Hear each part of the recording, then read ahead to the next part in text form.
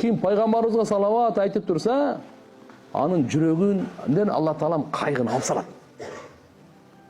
Жалатчылыкты алып салат анын. Кичине түйшүктөр турат эле. Кантип өзүмдү багам, кантип карызымдан кутулам, бала чакамды кантип багам, эртең кантип жашайм, кандай болот экен тиги маселем, мынау кандай болот экен.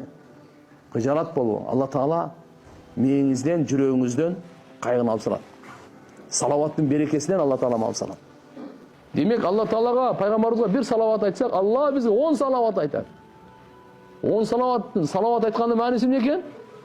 Караңгылыктардан жарыкка чыгаруу. Эмненин караңгылыгынан? Акылдын караңгылыгынан. Алла берди акыл. Курандын нуру менен нурлабай, дүниөнүн караңгылыгы менен толтуруп алдык дагы. Өлгөндөн кийин тирилеми деп шектенип жүрөбүз. Мына шек. Кабырда сурак бар, шектенбеңиз. Ахиретте сурак бар, кыямат күнү Алланын алдында туруу бар, эсеп китеп бар, бейиш бар, дозок бар, тараза бар, Аллага жолугуу бар. 1 грамм шеги жок.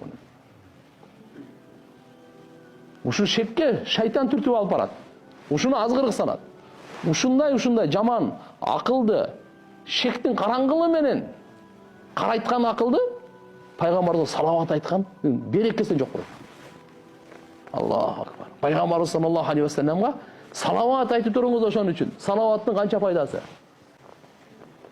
Болсо шайтан бизди өзүнүн азгырыгы менен жаман кылат. Демек Алла субханаху ва таала мына караңгылыктардан ибадаттын нуруна, Алланын сүйүүсүнүн нуруна, пайгамбарыбыздын сүйүүсүнүн нуруна, илимдин нуруна, таквалыктын нуруна чыгарат.